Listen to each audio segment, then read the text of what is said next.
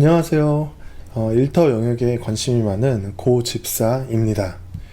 오늘은 하나님의 관점에서 바라본 균형 잡힌 삶과 관련한 3S, 생존, survive, 성공, success, 그리고 기여, significant의 삶에 대해 나누겠습니다. 마태복음 6장 33절에는 너희가 먼저 그의 나라와 그의 의를 구하라. 그리하면 이 모든 것을 너희에게 더하시리라 라고 나와 있습니다. 우리는 모든 삶을 살아가면서 각자의 위치와 목표가 있습니다. 어떤 사람은 당장의 생계를 해결하기 위해 하루하루를 버티고, 또 어떤 사람은 더 나은 삶을 위해 성공을 추구하고, 또 어떤 사람은 자신의 성공을 뛰어넘어 의미 있는 일에 기여하고 싶어 합니다. 많은 사람들이 인생을 피라미드처럼 단계적으로 생각합니다. 첫 번째, 생존. 기본적인 생계를 유지하는 단계이고, 두 번째가 성공. 원하는 목표를 이루는 단계입니다. 세 번째가 기여. 자신의 삶을 통해 더 큰 가치에 기여하는 단계입니다. 하지만 우리가 꼭 이 단계들을 순서대로 올라가야만 하는 걸까요? 하나님께서는 우리가 처음부터 기여하는 삶을 살도록 부르시고, 우리가 그의 뜻을 따를 때 생존과 성공은 따라오는 것이라 말씀하십니다. 이 원리를 성경 속 이야기와 함께 깊이 탐구하는 시간을 가져보겠습니다. 생존의 단계입니다. 많은 사람들이 머무는 단계인데요. 마태복음 11장 28절에 수고하고 무거운 짐진 자들아 다 내게로 오라. 내가 너희를 쉬게 하리라 라는 말씀이 있습니다. 생존의 단계는 우리의 기본적인 필요를 충족하는 데 집중하는 삶입니다. 많은 사람들이 먹고 사는 문제로 인해 매일 바쁘게 살아가는데요. 아침 일찍 출근하고 하루 종일 일하고 밤늦게 집에 와서 피곤한 속에서 잠자리 드는 삶. 이 삶이 단순히 생계를 유지하는 것이 목표가 되는 그런 단계입니다. 이 단계에서 사람들은 종종 불안과 두려움 속에서 살아갑니다. 내일 먹을 것이 있을까? 계속해서 일할 수 있을까? 이런 걱정이 우리의 마음을 무겁게 합니다. 하지만 성경은 우리의 생존을 하나님께 맡길 때 우리는 염려가 아닌 신뢰 속에서 살아갈 수 있다고 말합니다. 성경 속 예시를 들겠습니다. 광야에서의 이스라엘 백성인데요. 출애굽 후 이스라엘 백성들은 광야에서 생존에 어려움을 겪습니다. 그러나 하나님께서는 그들에게 만나와 메추라기를 내려주시면서 반석에서 물을 내어주시기도 했습니다.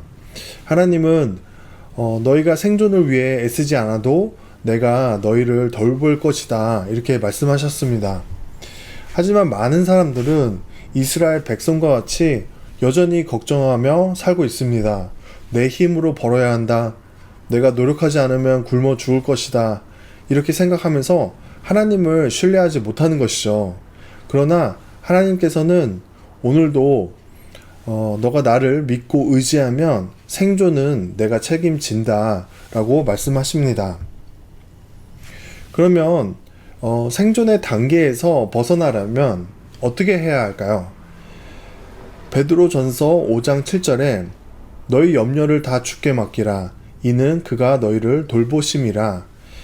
이렇게 하나님을 신뢰하라고 말합니다.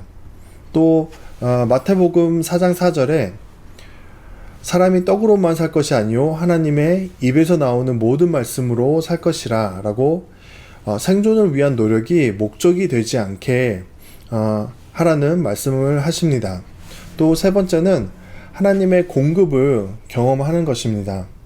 두 번째 단계인 성공입니다. 많은 사람들이 원하는 단계이죠.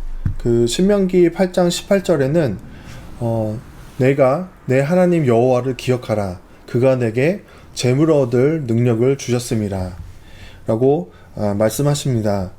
많은 사람들이 생존을 넘어서 성공을 추구합니다. 돈을 많이 벌고 또 안정적인 직업을 가지고 사회적으로 인정받는 것이 성공의 기준이 되곤 합니다. 하지만 성경에서 말하는 성공은 무엇일까요? 세상은 종종 성공은 부와 명예라고 말하지만 성경은 성공이란 하나님의 뜻을 이루는 것이라고 가르칩니다. 성경 속 예시를 보게 되면 요셉의 성공을 들 수 있습니다. 요셉은 형들에게 버려져서 노예로 팔리고 또 억울하게 감옥에 갇히는 등 고난을 겪었지만 결국 애굽의 총리가 되어 수많은 사람들의 생명을 구하는 역할을 하게 됩니다. 요셉의 성공은 단순한 출세가 아니라 하나님이 주신 사명을 감당하는 것이었습니다. 그래서 성경적인 성공이란 무엇일까요? 첫 번째로 하나님의 뜻과 일치하는 성공입니다. 잠언 16장 9절에서 이렇게 말하죠. 사람이 마음으로 자기 길을 계획할지라도 그 걸음을 인도하시는 이는 여호와시니라. 네, 그렇습니다. 또 두 번째로 잠언 10장 22절에 여호와께서 복을 주시는 것은 사람을 부하게 하고 근심을 겸하지 아니하느니라. 이렇게 성공은 하나님께서 허락하시는 선물이라고 말합니다. 또 세 번째로 성공이 목표가 아니라 도구가 돼야 한다고 말하는 것이 성경적인 성공의 관점입니다. 세 번째, 기여하는 단계인데요. 가장 가치 있는 삶이라고 할 수 있습니다. 전도서 11장 1절에 내 빵을 물 위에 던져라. 여러 날 후에 도로 찾으리라. 많은 사람들이 성공하면 끝이라고 생각하지만 더 높은 단계가 있습니다. 그것은 기여하는 삶입니다. 진정한 만족은 성공이 아니라 다른 사람들에게 선한 영향력을 미치는 삶에서 옵니다. 그래서 사업에서 성공한 사람들이 종종 재단을 만들고 또 사회를 위해 기부하는 이유가 여기에 있습니다. 사람들은 더 이상 돈을 벌 이유가 없다는 순간 더 큰 의미를 찾게 됩니다. 그러나 우리는 꼭 생존과 성공을 거친 후에야 기여하는 삶을 살 수 있을까요? 성경 속에 예시를 들겠습니다. 다윗의 왕의 그 기여하는 모습을 볼 수 있는데요. 다윗은 왕이 된 이후에도 자신의 성공을 자랑하지 않고 오히려 성전을 건축하기 위해 재정을 모으고 다음 세대를 위해 준비하는 삶을 살았습니다. 그래서 그 성경에서 기여하는 삶을 살기 위해 필요한 것은 무엇인지 보겠습니다. 첫 번째로 마태복음 6장 33절에 너희가 먼저 그의 나라와 그의 의를 구하라. 그리하면 이 모든 것을 너희에게 더하시리라. 먼저 하나님의 나라를 구하는 것이 중요합니다. 또 두 번째로 마태복음 6장 20절에 내 보물을 하늘에 쌓아두라. 두 번째, 재물의 목적을 하나님께 두라는 것입니다. 또 세 번째로 처음부터 기여하는 삶을 살라는 것입니다. 그래서 기독교적인 비즈니스가 무엇일지 좀 보기 원합니다. 기독교적 비즈니스는 단순히 크리스찬이 운영하는 기업을 의미하지 않습니다. 그것은 하나님의 가치를 실현하며 사회적 기여를 우선으로 하는 기업을 뜻합니다. 이러한 기업은 수익 창출이 목표가 아니라 하나님의 나라를 확장하고 사람들에게 선한 영향력을 미치는 그런 것을 최우선으로 삼고 있습니다. 골로새서 3장 23절에 무슨 일을 하든지 마음을 다하여 주께 하듯 하고 사람에게 하듯 하지 말라.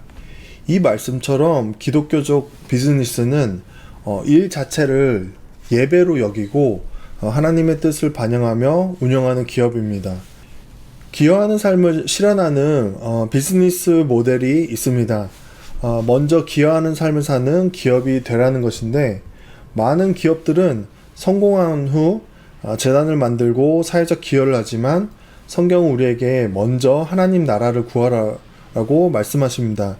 즉 기업을 시작할 때부터 사회적 기여를 중심 가치로 삼아야 한다는 것입니다. 고린도후서 9장 7절에 각각 그 마음에 정한 대로 할 것이요 인색함으로나 억지로 하지 말지니 하나님은 즐겨내는 자를 사랑하시느니라 라고 합니다. 기독교적 비즈니스 모델 유형이 있는데 사회적 가치를 중심으로 한 창업이 있습니다. 단순한 상품 판매가 아니라 사회 문제를 해결하는 것이 핵심 가치입니다. 그 예시로는 공정무역 브랜드, 장애인 고용 기업, 또 친환경 기업들이 있을 수 있습니다. 두 번째로 수익의 일정 부분을 기부하는 비즈니스입니다. 제품이나 서비스 판매로 발생한 수익의 일정 부분을 사회에 환원하는 것입니다. 예시로 탐스 신발이 있을 수 있죠. 한 켤레를 사면 한 켤레를 기부하는 그런 1+1 모델이 있습니다. 또 기독교 가치관을 반영한 기업 운영을 하는 곳이 있는데 직원 복지, 윤리적 생산, 성경적 리더십을 중심으로 운영되는 기업입니다. 예시로 크리스찬 기업으로 잘 알려진 허비라비, 이 기업은 일요일을 쉬면서 또 직원들에게 신앙 기반의 교육을 제공합니다. 누가복음 6장 38절에 이렇게 말하죠.